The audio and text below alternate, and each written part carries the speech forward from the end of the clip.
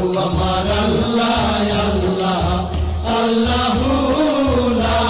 ইলাহা ইল্লাহু কাউসারের মালিক আপনি নবীদের সরদার